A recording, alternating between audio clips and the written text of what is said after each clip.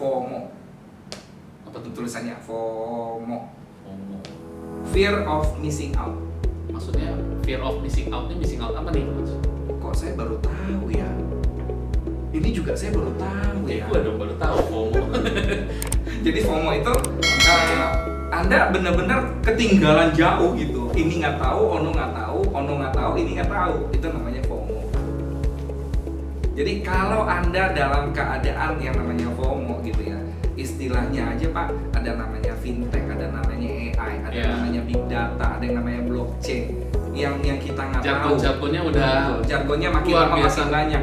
Pak, masih ingat Pak Edward waktu kita belajar digital marketing, kita malah diajarin coding untuk bikin website Pak. Ada namanya CPM, CTA, CPC. Aduh pusing Pak. Kayaknya berhari-hari belajar susah tuh. Tapi itu kan akhirnya kita makan Pak Edward. Ya, harus. Kenapa? Karena dunianya udah berbeda sekarang. Ya. Jadi kalau kita tidak tahu apa yang kita bicarakan, terus udah gitu kita nggak mau kejar apa yang kita nggak tahu, terus udah gitu nggak mau baca apa yang ada, nonton YouTube nggak pernah gitu. Hari gini kayaknya nggak nonton YouTube, kesian banget ya Pak ya. Kalah mana? Iya. Jadi kalau ini nggak ditontonin sama Anda berarti parah dong mereka nonton.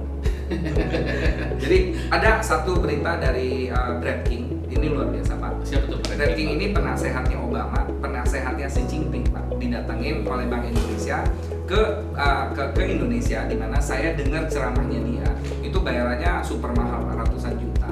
Wow. Jadi dia bilang ternyata teknologi iPhone X yang baru terjadi 2019-2018 yang lalu Pak, itu sebenarnya sudah ada teknologi tahun 98. 98 sudah ada. Tapi namanya superkomputer. Oh. Jadi teknologinya ada di dalam satu ruangan yang sangat besar, di mana untuk membuka ruangan komputer itu memakai scan retina, memakai scan sidik jari.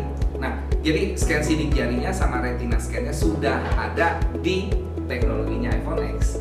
Berarti kan superkomputer punya teknologi dipindahin ke iPhone X, tapi dalam jumlah yang sangat, dalam bentuk ukuran yang beda. sangat kecil. Iya. Kalau dulu satu ruangan kan tadi. Betul, satu ruangan besar. Sekarang cuma kantong. Betul. Jadi bayangin teknologi sudah sedemikian kecil. Dan Pak Edward tahu nggak Pak, smartphone saya rasa beberapa tahun ke depan akan hilang. Loh, masa sih? Itu Pak kacamata Bapak, namanya smart glass ke depan. Kan cuma beda bentuk aja. Iya, tapi bayangin Pak, Bapak udah nggak perlu pegang handphone untuk berbicara, untuk bikin teks, untuk ngasih tahu Google Map di mana. Jadi untuk tinggal dari that's sini. right. Lihat. Kelihatan Pak, kalau tagihan Bapak udah jatuh tempo, ada orang kirim SMS Pak. Kemudian Bapak mau tahu jalannya Bapak bener atau tidak, Bapak nggak lihat lagi handphone, Bapak sambil nyetir, sebelah kanan itu diproyeksikan Google Map Pak. Wow, mantap ya. Kemudian disambung dengan Spotify sehingga di ujung gagang ini kedengaran ada speakernya. Betul Pak. Mantap. Jadi semakin hari mau tuh Pak satu. saya dengar harganya dijual dengan angka kurang lebih $1.000 Pak. Jadi 13 jutaan. Nggak mahal-mahal amat. Yes right. Dan Apple sedang mati-matian merubah smartphone menjadi smart glass. Google juga melakukan hal yang sama. Jadi teman-teman, come on, keluar dari area FOMO. Cari tahu sebanyak-banyaknya apa yang ketinggalan dari kita. Karena penggunaan teknologi yang semakin hari perubahannya semakin drastis, ini akan semakin membuat kita bukan lagi FOMO Pak, luar biasa FOMO-nya. Bayangkan Pak, ada namanya Amazon Alexa. Bapak pernah dengar Pak?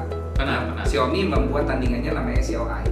Google namanya Google Assistant. Kalau di Indonesia sekarang Google Assistant kita bisa minta mereka untuk memutarkan lagu selama connect dengan Spotify. Atau kita meminta mereka untuk pindah alamat pencarian mapnya. Tinggal ngomong. Kemudian kita bisa nanya beberapa hal yang ada di Google, kita bisa tanyakan kepada Google Assistant. Hai Google. Mau nanya presiden Amerika yang keberapa, dia bisa jawab. Bahkan Indonesia pelo-pelo kita pun Google udah canggih Pak dengernya. Saya belum coba tuh. Nah, Bapak coba Pak, Google Assistant. Nah hebatnya si Alexa yang mempunyai Amazon namanya Jeff Bezos, dia mengkolaborasikan di dalam satu platform, bukan cuma Spotify, bukan cuma Google Map, Google Translate, Google pencarian data, kemudian dia sambungkan PayPal, dia sambungkan dengan Amazon, Semua. dia sambungkan dengan Pizza Hut, dia sambungkan, semua dia sambungkan, sehingga kalau kita mau pesan barang tinggal ngomong teman-teman ke depannya, "Hai Google, tolong belikan saya kopi merek A 2 macam yang strawberry, yang harganya coba tolong cek berapa." Nanti Google Assistant akan jawab, Pak. Kemudian kita cukup bilang oke, execute gitu ya. Saldo kita yang Langsung ada potong. yang tadi Ono atau GoPay langsung langsung potong. kepotong. Mantap. Terus kita bisa pantau, Pak, sama si Google Assistant. "Woi, Google Assistant, kopi saya udah sampai di mana nih?" Dia akan connect ke Google Map. Dia akan cek kurir ya si GoTrack ini udah sampai di mana. Kira-kira berapa lama lagi? Kita tinggal nanya, Pak. Kayaknya kita harus siap-siap tuh mau dapetin itu. Kita wah, Luar biasa, Pak. Mantap. Di Amerika dan China bahkan mereka sudah menaruh AI, yaitu autonomous driver, Pak, di dalam mobil-mobil seperti Uber.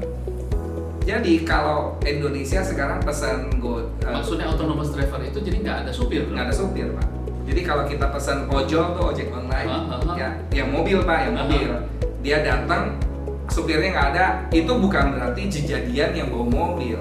Indonesia kan suka nonton yang Jejadian kan? Bisa tuh nggak berani. Nggak berani ya. Kalau Indonesia ya konteksnya Indonesia ya. nyebrang jalan sembarangan, yang terobos jalan sampai judi. Itu yang saya pikirkan sama Pak Edward. Saya pikir Indonesia Wah. mungkin agak lama karena ya Indonesia lama, Pak, penerapannya. Tapi kalau kita lihat, kalau teman-teman lihat apa yang sudah terjadi di negeri ini, apakah teman-teman ngelihat berapa banyak bandara yang sudah terbangun, Pak?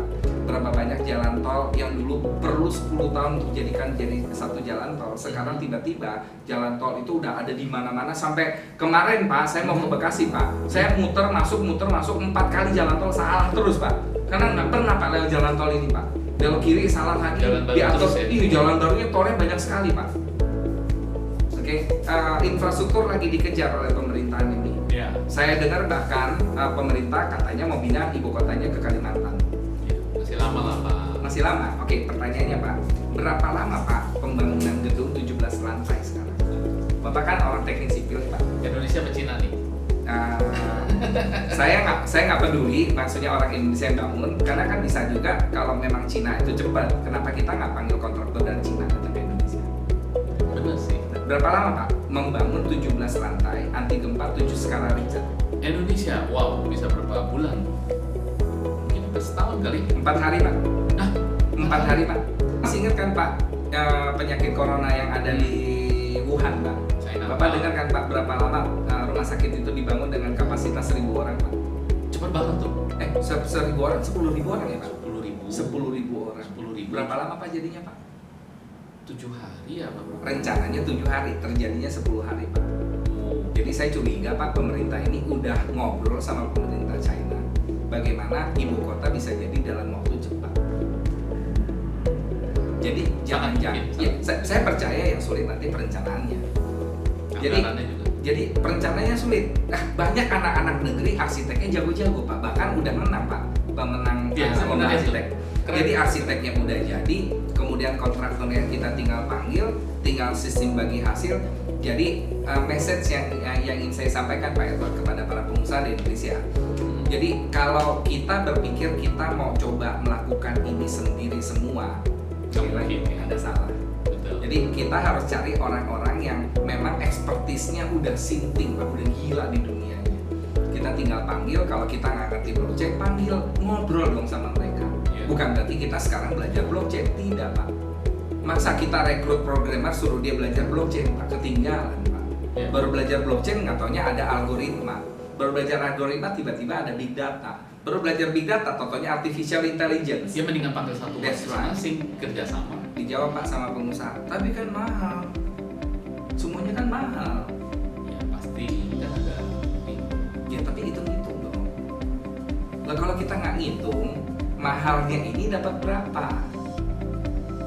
Jadi pengusaha di Indonesia, kalau kita masih berpikir yang kita jual kepada pelanggan yang sekarang, ya salah lagi gitu.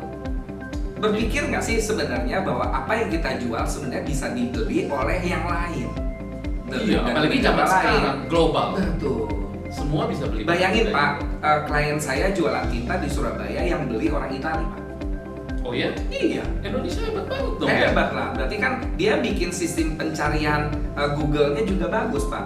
Sehingga dunia beli tinta bukan di Italia Pak, dia tahu Indonesia yang paling bagus. Kalau kita sebut berapa banyak yang dihasilkan dari Indonesia yang bagus, Bapak pasti tercengang Pak. Nggak tahu sih. Bola dunia yang dilakukan. Iya, dekatnya Solo ya. Betul, dari Solo. Pernah dengar juga itu tuh kaos. Betul. Kaosnya Kalau pengusaha Indonesia, kalau nggak salah saya dengar, Zara pun si orang Spanyol itu bikin baju itu di Solo lagi Pak. Berarti ada apa di Solo? Apa yang harus kita cari tahu dari si Solo? Terus tanya Pak Jokowi. Betul. Jadi Orang Solo. banyak hal yang membuat saya tercengang pada saat saya menerima informasi yang menurut saya sangat luar biasa. Ini juga saya lakukan karena menurut saya udah tertinggal Pak. Kalau coach tertinggal, apalagi banyak dari kita. Ya ini harus saya ngomongin karena jujur saya tertinggal dan Iya. saya lagi kejar ketertinggalan saya. Saya masih ingat salah satu klien saya anak muda Pak nanyain IG saya apa Pak 5 tahun yang lalu, saya nggak bisa jawab. Kenapa saya nggak pernah pakai IG? Tapi sekarang ada kan? Sekarang ada, ya walaupun masih setengah mati Pak, nambahin jumlah follower Pak. Jadi tenang kawan-kawan, pengusaha di Indonesia Anda tidak sendiri FOMO-nya, saya juga masih FOMO.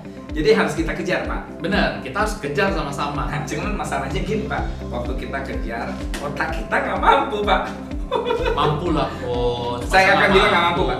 Saya akan bilang nggak mampu Pak. Maksudnya nggak mampu gimana? Gini nih? loh Pak, biasanya kita udah berpikir baca buku. Sekarang saya tanya Pak Eto, Pak kita baca buku berapa lama? Lama. Berapa? 200 halaman Bapak butuh waktu berapa lama Pak untuk baca habis? 200 halaman. Ya. Wah, kalau lagi santai sih bisa cepet. Kalau lagi banyak ini masih Iya, cepatnya berapa lama? berapa hari? Berapa hari ya? Nah, Pak bayangin Pak, kalau Google Pak tinggal masukin flashdisk Pak, hitungan detik itu buku udah masuk ke Google Pak. masih. Nah itulah Pak. Jadi kalau kita aja yang udah lambat begini nggak nguber masukin gitu ya, itu robot tinggal dicolok Pak flashdisk. Kalau ini Pak, di kepala Bapak ada tempat colokan dongle Pak untuk masukin flashdisk Pak. Saya rasa kita nggak perlu baca buku lagi, betul nggak? Iya.